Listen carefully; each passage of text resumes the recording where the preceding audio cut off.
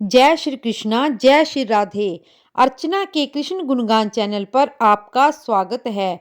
आज मैं आपको श्रीमद् भागवत गीता के उपनिषद ब्रह्म विद्या तथा योग शास्त्र विषयक श्री कृष्ण के संवाद में क्षेत्रज्ञ विभाग योग नामक 13वां अध्याय सुना रही हूँ। श्री महादेव जी कहते हैं कि हे पार्वती, अब 13वें अध्याय की अगाध महिमा का वर्णन सुनो। उसको सुनने से तुम प्रसन्न हो जाओगी। दक्षिण दिशा में तुंगभद्रा नाम की एक बहुत बड़ी नदी थी। उसके किनारे हरिहरपुर नामक रमणीय नगर बसा हुआ था। वहां हरिहर नाम से साक्षात भगवान शिव जी विराजमान थे, जिनके दर्शन मात्र से परम कल्याण की प्राप्ति होती है।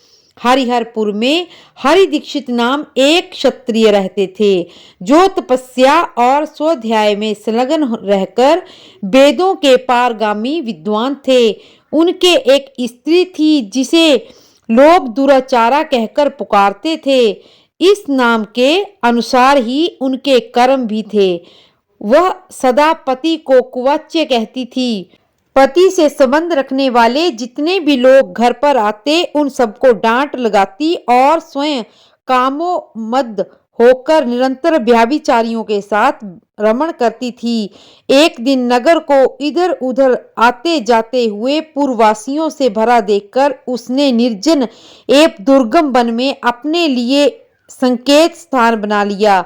एक समय रात में वो किसी कामी को न पाकर वह घर के किवाड़ खोलकर नगर से बाहर संकेत स्थान पर चली गई। उस समय उसका चित्त काम से मोहित हो रहा था। वह एक एक कुंज से तथा प्रत्येक वृक्ष के नीचे जाकर किसी प्रियतम की खोज करने लगी, किंतु सभी स्थानों पर उसका परिश्रम व्यर्थ निकला। उसे अपने प्रियतम के दर्शन नहीं हुए। तब वह वन में नाना प्रकार की बातें कहकर विलाप करने लगी। चारों दिशाओं में घूम घूम कर वियोग जनित विलाप करती हुई उस स्त्री की आवाज सुनकर कोई सोया हुआ बाघ जाग उठा और उछलकर उस स्थान पर पहुंच गया जहां पर वो रो रही थी। उधर वह भी उसे आते देख किसी प्रेमी की आशंका से उसके सामने खड़ी होने के लिए ओट से बाहर निकल गई। उसमें व्याघ्र ने आकर उसे नख रूपी बाणों के प्रहार से पृथ्वी पर गिरा दिया।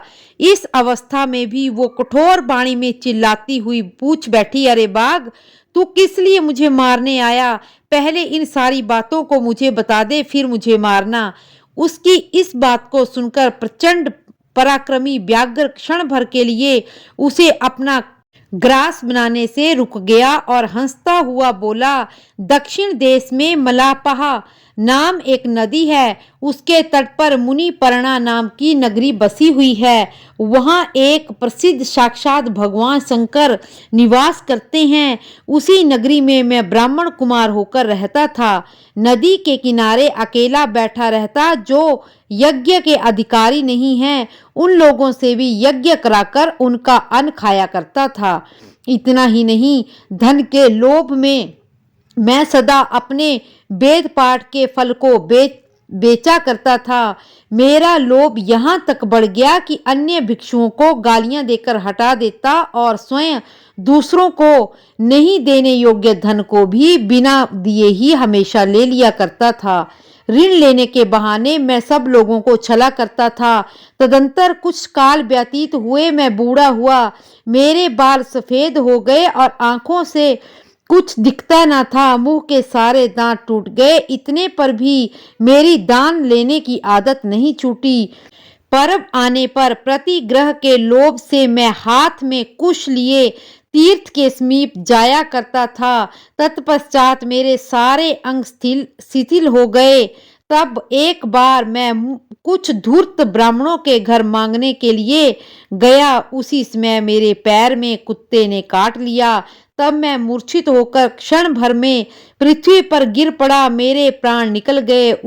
उसके बाद मैं इसी व्याघ्र योनि में उत्पन्न हुआ हूँ। तब से इस दुर्गम वन में रहता हूँ और अपने पूर्व जन्म के पापों को याद करके किसी धर्मिष्ठ महात्मा, यति, साधु पुरुष तथा सती स्त्रियों को मैं नहीं खाता हूँ। पापी, दुराचारी तथा कुलटा स्त्रियों को ही मैं अपना भक्ष्य बनाता हूँ। अतः कुलटा होने के कारण तू अवश्य ही मेरा ग्रास बनेगी। यूं कहकर वो अपने कठोर नखों से उसके शरीर के टुकड़े टुकड़े करके खा गया। इसके बाद यमदूत के दूत उस पापनी को संयमिनी पुरी ले गए। वहां यमराज की आज्ञा से उन्होंने अनेक बार उससे विष्ठा, मूत्र, रक्त से भरे हुए भयानक कुंडों में गिराया।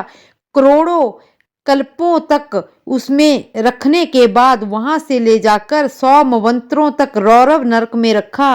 फिर चारों ओर मुंह करके दीन भाव से रोती हुई उस पापनी को वहां से खींचकर दहनानन नामक नरक में गिराया। उस समय उसके केस खुले थे और शरीर भयानक दिखाई देता था। इस प्रकार घोर नरक यातना भोग चुकने के बाद भी वह पापनी इस लोक में आकर चंडाल योनि में उत्पन्न हुई। चंडाल के घर में भी प्रतिदिन बढ़ती हुई पूर्व जन्म के आभास से पूर्वत पापों में प्रवृत्त रही। फिर उसे कोढ़ का रोग हो गया, नेत्रों में पीड़ा होने लगी।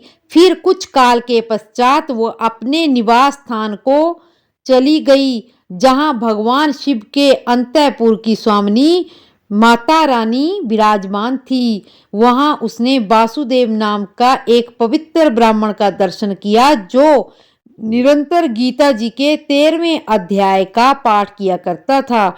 उसके मुख से गीता जी के 13वें अध्याय का पाठ सुनते ही वो चंडाल शरीर से मुक्त हो गई और दिव्य देह धारण करके स्वर्गलोक में पहुंच गई।